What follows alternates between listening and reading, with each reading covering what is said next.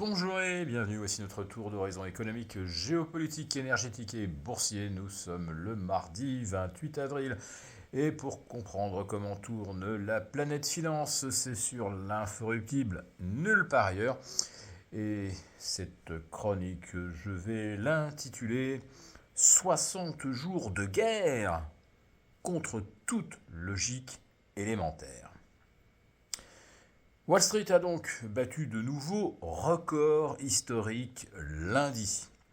Alors ça a été orchestré mais à la perfection et on va dire avec une précision quasi horlogère puisque le Nasdaq a amélioré de 1 point sur 27 300 son précédent record de vendredi. Oui, 1 point d'indice et à la clôture 0,01% de hausse.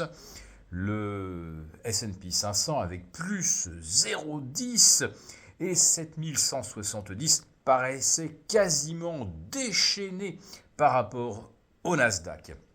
Alors, pas de 20e séance de hausse consécutive pour le SOX qui s'est arrêté à 19 vendredi et qui a reperdu hier un petit peu plus de 2%. Mais heureusement, d'autres valeurs technologiques ont pris le relais. En réalité, depuis le 28 février dernier, S&P et Nasdaq ont rajouté 7 800 milliards de capitalisation boursière, autrement dit un peu plus de 2 fois le PIB français, dont la moitié de ces 7 800 milliards pour les seules valeurs du fameux SOX. Le SOX qui a gagné donc 50% en 19 séances, ce qui est la plus forte hausse jamais enregistrée sur un indice ou un sous-indice américain depuis un siècle. Plus d'un siècle même, faudrait même remonter au-delà des années 1900. Alors 19 séances de hausse consécutives, vous vous doutez bien que ce n'est pas boursièrement ni techniquement possible si cela n'a pas été orchestré. De même qu'un Nasdaq battant de 1 point son précédent record, ça a forcément été complètement fabriqué. Et ça a été d'autant plus facile que lundi, la séance s'est déroulée pratiquement sans volume. Après avoir fait courir les vendeurs à découvert, eh bien ça y est, tout le monde maintenant s'est racheté.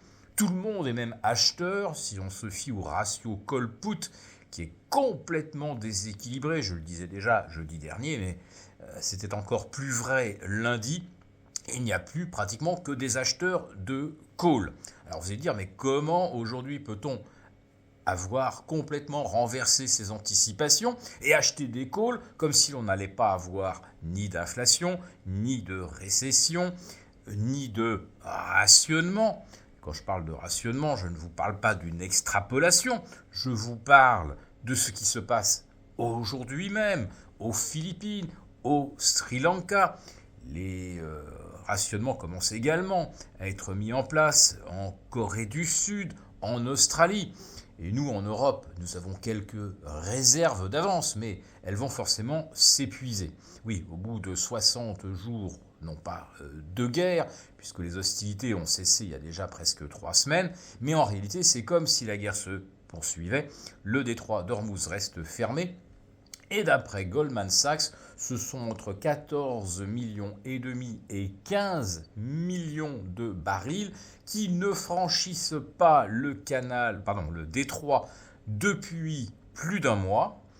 Et le cumul de barils non livrés va bientôt atteindre le milliard, tout simplement. Et aucun pays n'a jamais eu à connaître une disruption d'approvisionnement qui durait plus d'une semaine. Et là, maintenant, on en est à 2 mois. Alors, Goldman Sachs revoit à la hausse ses prévisions sur le prix du baril, sur la base des manques que nous connaissons aujourd'hui. On va probablement devoir payer le baril 90 $ au moins jusqu'au début de l'été. Si jamais Américains et Iraniens ne parviennent pas à trouver un accord pour rouvrir le détroit, eh bien on s'en ira probablement au-delà de 100 $ le baril si le détroit n'est pas rouvert fin mai, donc pour le mois de juin, ce qui signifie que pour les assureurs, ils ne donneront probablement leur feu vert qu'au début du mois de juillet. Et si la disruption se poursuivait au-delà de fin juin, alors le baril pourrait carrément flamber à 120, 150. Mais d'ores et déjà, un baril à 90 $, il faut revoir complètement les anticipations de l'inflation. Les 4% qu'on envisage ne seront évidemment pas tenus. On sera au-delà, parce que derrière le baril, il y a évidemment tous les dérivés, produits pétroliers, pour tout ce que la chimie absorbe, sans parler bien sûr du traitement des minerais, impossible sans acide sulfurique. Et aujourd'hui, eh bien, le déficit mondial est d'environ 25%. Oui, chaque jour qui passe, c'est 25% de l'approvisionnement mondial en composés permettant de raffiner les minerais qui viennent à manquer. Autrement dit, la Chine, même si elle ne voulait pas rationner ses exportations de cuivre, de cobalt, etc., se trouvera de toute façon contrainte par le manque d'acide sulfurique. Je pourrais comme ça multiplier les exemples. Mais ce qui risque de coûter le plus cher aux citoyens de la planète, ça va être évidemment la hausse des coûts de l'alimentation, tout simplement parce que le transport des aliments déjà coûte beaucoup plus cher, avec un diesel qui coûte 20 à 25% de plus, et dans certains pays c'est encore davantage. Le fret aérien coûte également beaucoup plus cher, avec un kérosène qui a quasiment doublé et qui est déjà en pénurie dans de nombreux pays asiatiques, ce que je citais notamment Thaïlande, Philippines, Sri Lanka. Donc le fret aérien va coûter évidemment beaucoup plus cher. Et puis il y a évidemment le manque d'engrais qui va faire que les récoltes vont être beaucoup moins abondantes pour l'été 2026. Donc ça, on le paiera à la rentrée. Eh bien, face à, non pas ces périls, c'est déjà des disruptions que l'on peut mesurer, eh bien, les marchés n'ont pas cessé de grimper au cours des 20 dernières séances. Donc on a bien compris que ces marchés n'en sont plus, que ce sont quelques gros opérateurs avec les moyens financiers de la Fed qui plient en face les vendeurs. Alors c'est assez simple à comprendre, même si on ne voit pas toujours comment un marché peut monter à contre-courant de toutes les données macroéconomiques. Eh bien c'est simple. Tout le monde voit bien ce qui se profile pour les prochaines semaines et les prochains mois. Donc tout le monde s'est couvert. Il y a des gens qui ont notamment vendu des puts à ceux qui voulaient se couvrir.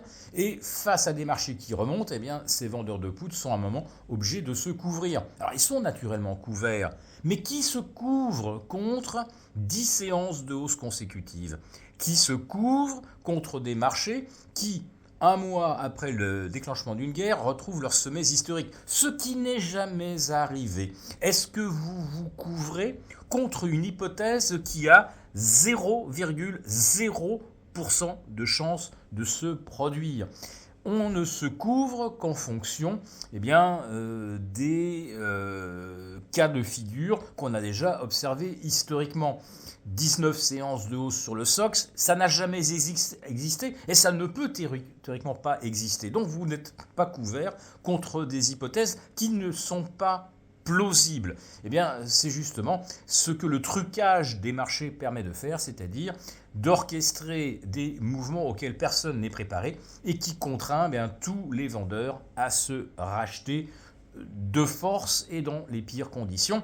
Et après, on essaie de rationaliser avec des hypothèses de gains, de profitabilité liées à l'IA, qui sont évidemment de pures inventions. D'ailleurs, ChatGPT vient d'annoncer qu'ils ont manqué leurs objectifs de recrutement et d'abonnement, concurrencé, c'est vrai, par Gemini de Google, par Claude, etc. Mais quand on regarde les gains engrangés par tout ce qui est lié à l'IA et que ça dépasse les 3800 milliards, de ce qu'on fait tilt. Mais 3800 milliards, est-ce que ce n'est pas justement le besoin de capitaux combinés pour souscrire à l'IPO, c'est-à-dire l'introduction en bourse de SpaceX, de Claude, c'est-à-dire d'Anthropic, qui est désormais estimé à 1500 milliards de dollars, plus évidemment ChatGPT, entre 1000 et 1500 milliards. En fait, les trois introductions représenteraient, sur la base de la valorisation qu'on connaît aujourd'hui, environ 3700 milliards. Eh bien, bingo, c'est justement ce qu'on vient de gagner sur les valeurs IA. Pour vous remercier de votre fidélité, vous pouvez télécharger gratuitement notre rapport spécial qui contient nos solutions pour préserver votre épargne face à la faillite économique de la France, laquelle met en danger votre épargne.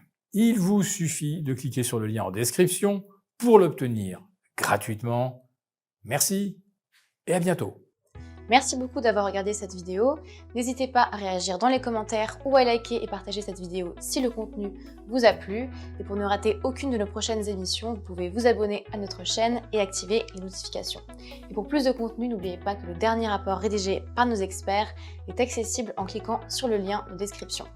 On se retrouve tout de suite dans les commentaires et je vous dis à très bientôt pour une prochaine vidéo.